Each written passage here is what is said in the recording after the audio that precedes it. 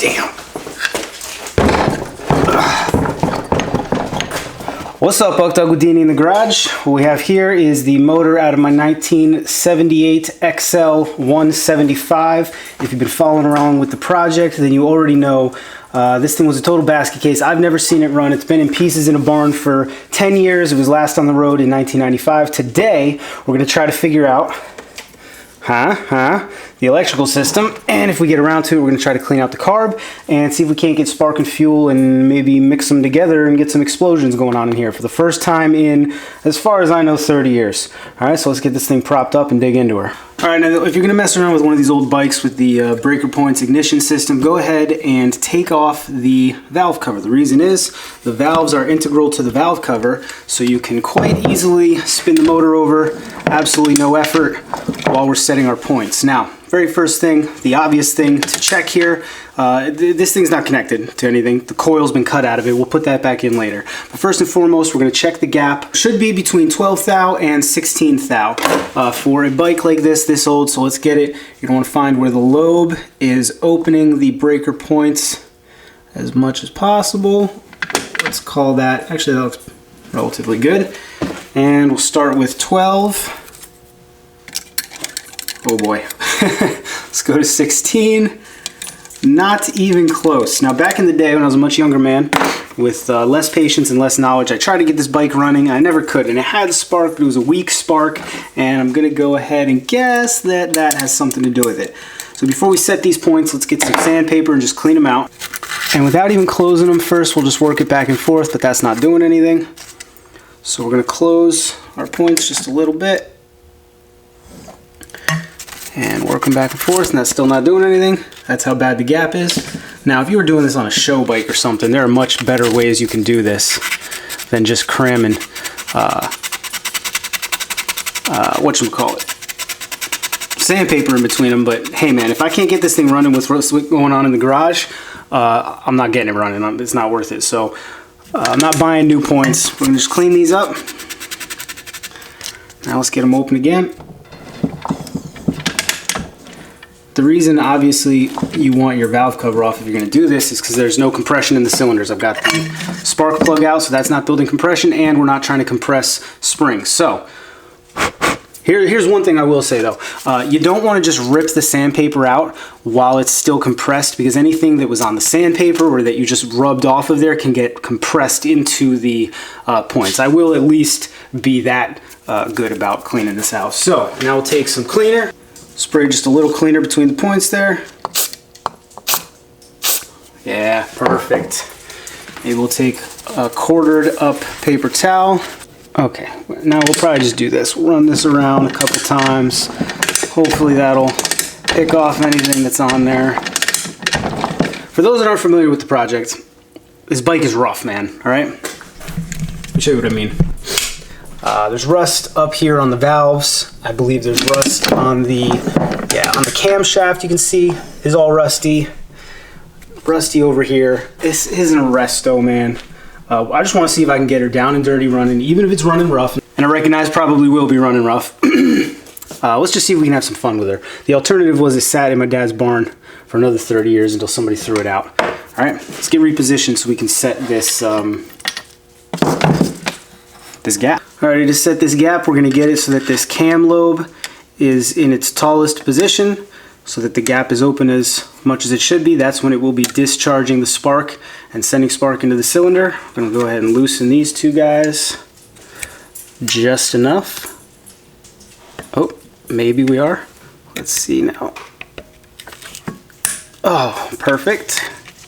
I know my hand's right in the way. It's very hard to work with the camera in the way in this particular project. We'll get those loosened enough so that this mechanism can slide. A little more, methinks. Alright. There we go. So now we've got that moving freely. Let's get our feeler gauge in there and push this guy down. You want just barely any resistance. Let's try that. These things always move again when you try to tighten them.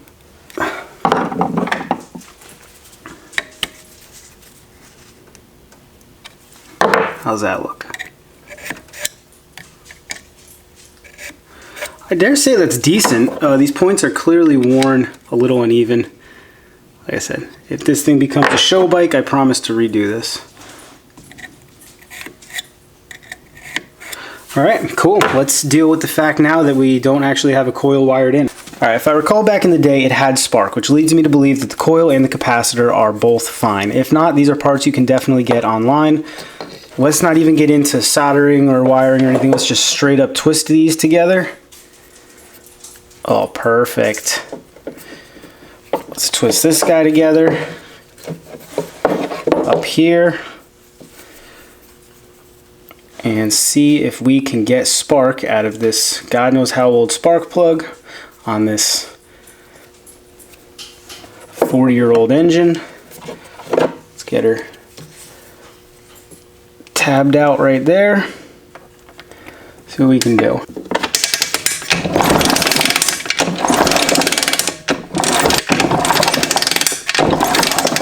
Alright, we had to at least try, right? Let's try to dig into this wiring a little more now.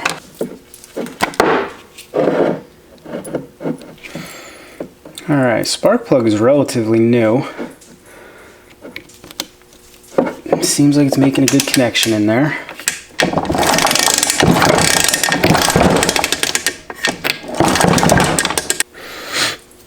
Now this is relatively suspect. Bunch of tape. Let's see if we have maybe not continuity elsewhere in here.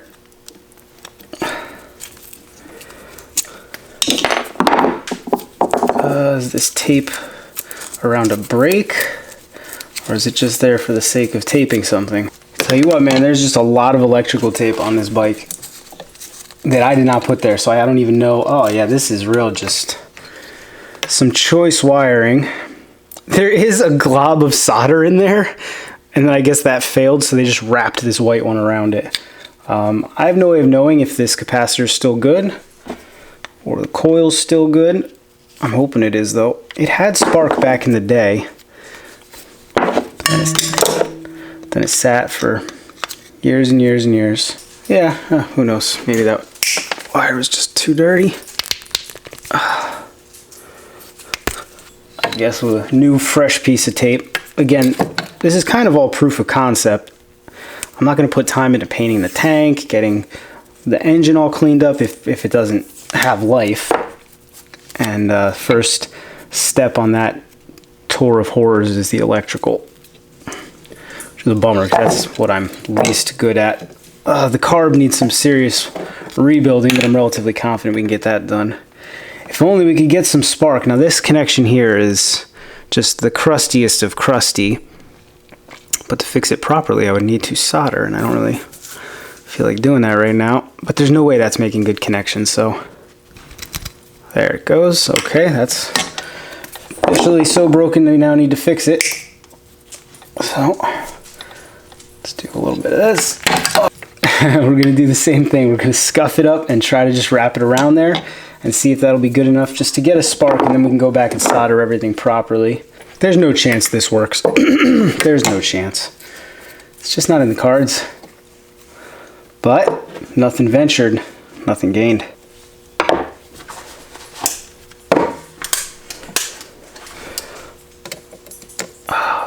About a year ago, I started carrying a Leatherman as opposed to a folding blade. I'll never go back. Yep, a man should carry a Leatherman. That's my new take on it. Yes, you have a much smaller knife, but the addition of the tools, like in all the times that of carrying a folding blade, you know, like a 4 or 5 inch folding blade, how many times I needed a 4 or 5 inch folding blade? I can count on one hand, but the times I needed a screwdriver or pliers or something and didn't have it, that is the sketchiest. That's just terrible. I should be embarrassed. We're gonna tape it on there anyway. I just want proof of concept, man. I don't. It's possible I'm not spinning it fast enough with my hand, but I've never had that problem before. So let's leave it there. Again, proof of concept. That's all we're looking for here. That's good. Did we decide this was good? Yeah, that was fine. This is as good as a thing can be, I suppose, in a situation like that. I'm going to try to really wind her up on this one.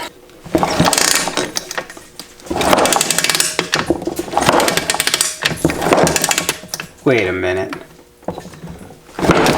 I really think I saw a spark.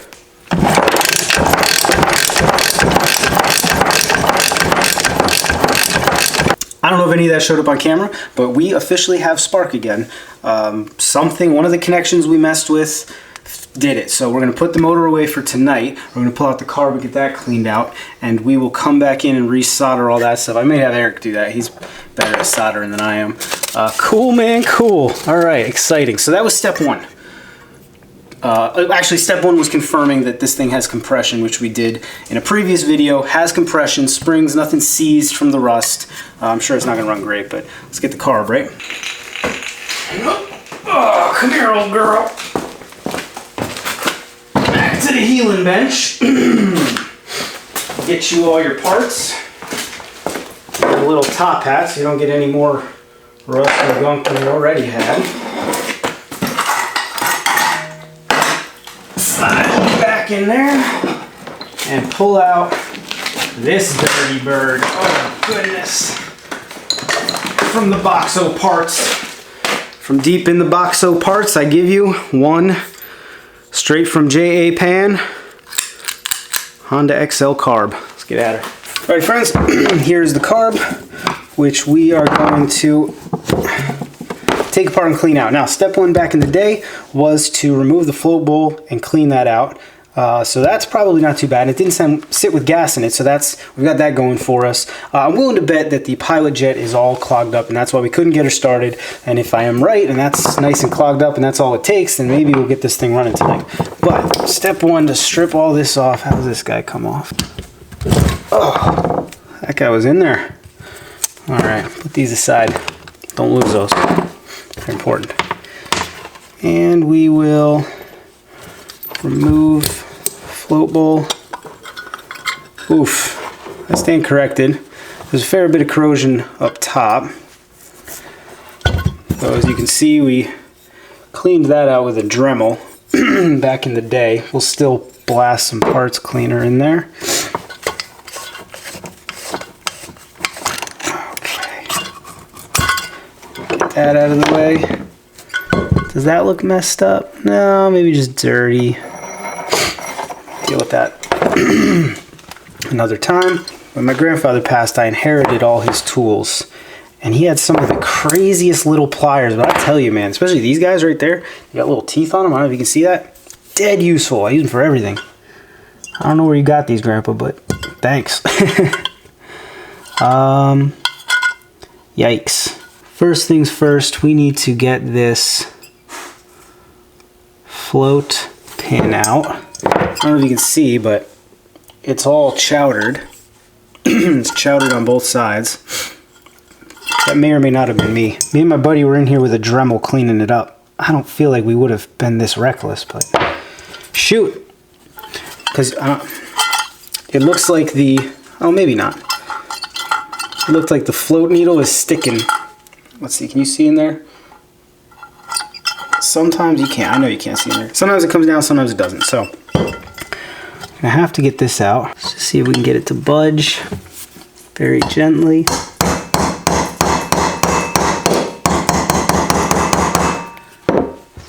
That does not appear to be budging. Huh, I've never seen this before where you can't get the float pin out. They usually just slide right out. All right, well, let's skip that for now. Take a look at the jets. I believe this is main jet, this is pilot jet. Let's look at pilot jet first. Let's see. It's not clogged solid, but it's pretty darn close. Let's look at our main jet here.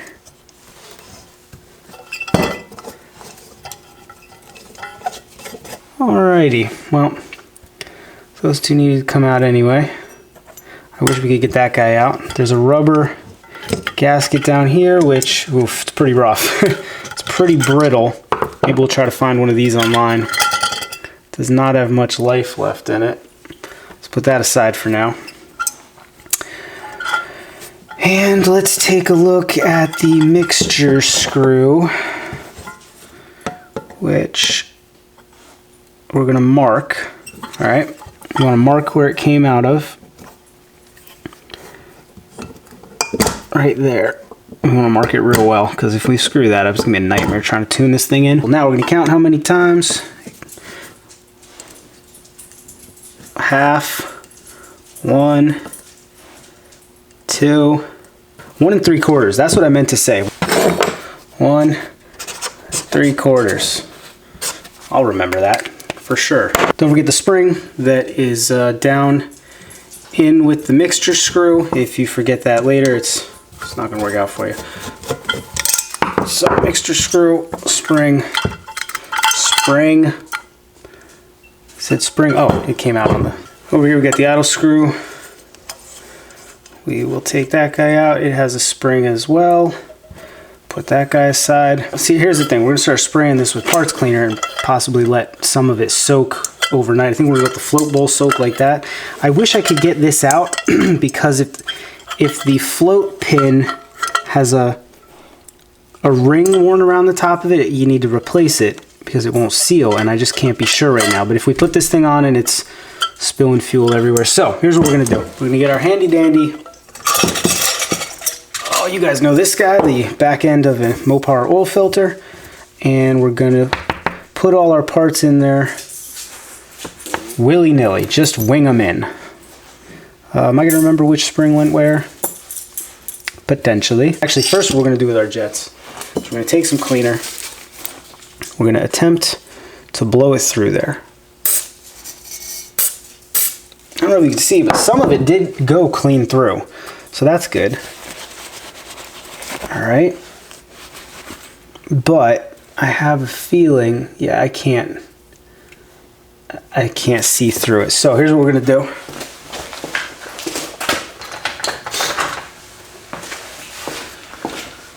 We're gonna take the bristle from a brass brush. Gotta be brass, because these things are brass. You use steel and you're gonna screw it up. We're gonna pull one bristle out. See if we can't poke it through here. Sometimes this works to clean it out, sometimes it doesn't.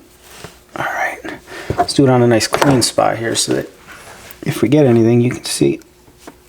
Oh, now it is coming out the other end, but it's tough, it's tight. So I think maybe we'll have to soak it all overnight. Yep, okay. Let's soak all this stuff overnight. You can see down in there.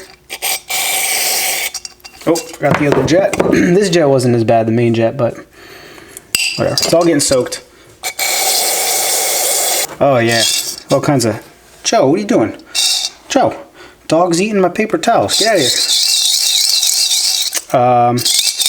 Let that stuff soak a little bit.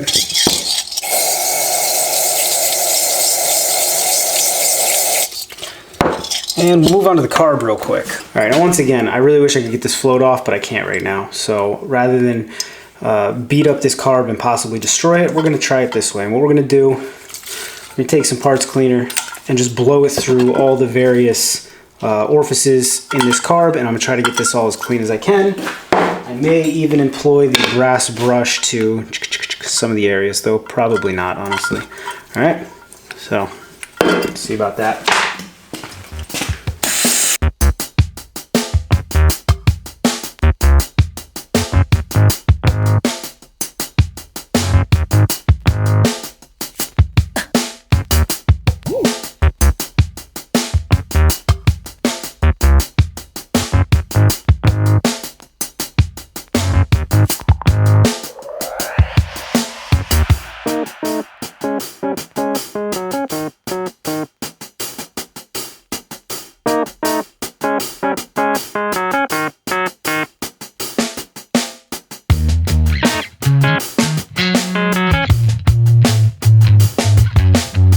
Alrighty, we're gonna let some more of this stuff soak, and I think we're actually gonna go back to the motor, and maybe we'll tighten down them head bolts or something. Start getting towards getting this thing started, even if it's not gonna happen tonight. Alrighty, right off the hop, we're gonna have to try to figure out which head bolts go where.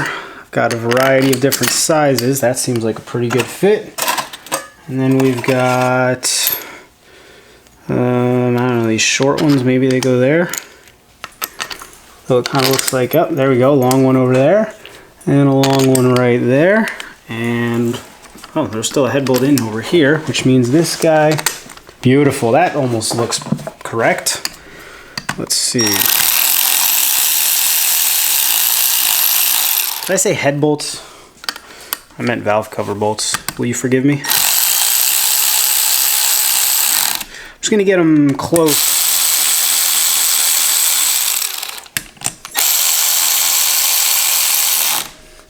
That was a little closer than I meant to, that's okay.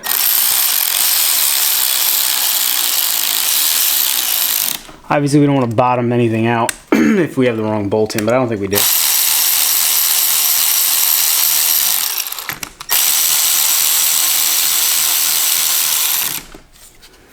that fit? No, it doesn't fit. We'll do this one by hand.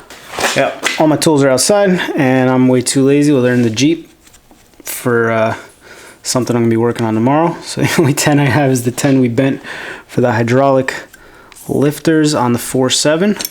If you want to see how we used a bent wrench to pull and replace lifters, so try to remember to put a card up in the corner or something. Jiminy Christmas.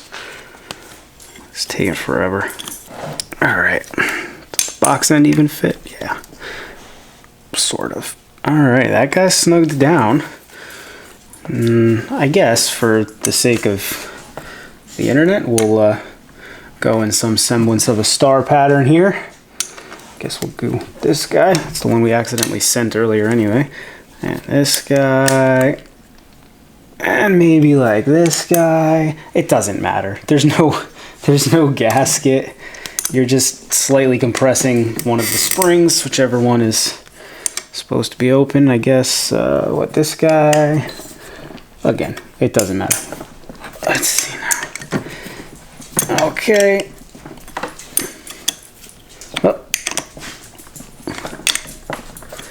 And now, oh, this guy will take.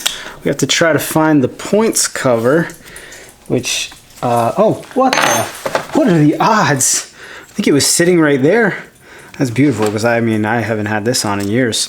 So this goes, what, like that?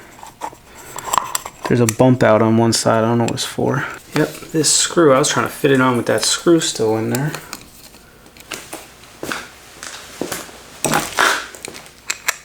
Uh-oh. Does this screw go up here? Man, I wish. Yeah, I don't know. I guess that screw goes in there. And I guess that helps hold the whole points assembly in. Then this fits over like that. Do I have the hardware for this thing? Maybe. Got this handy little random bowl of parts. These look promising. I have another one. We even have two. It's a beautiful thing. Why I chose to leave the valve cover off, the points exposed, I don't know. I don't know what I was thinking. You know what it was? I was never really, I didn't ever make the decision to shelve this project. It just sort of got shelved. And that's why things are in various states of disrepair and disassembly. Okay. So, granted no spark plug in, but they still give us some resistance now because of the valves, if done properly. Oh yeah, there we go. It's fine, and then it hits a valve, and then you work through said valve, and then you're fine. All right, cool. Cool. I think what we'll do now is, obviously, let's put a spark plug back in. That's been out long enough. Where the frick is the spark plug? Where does the sparky plug go? Come along.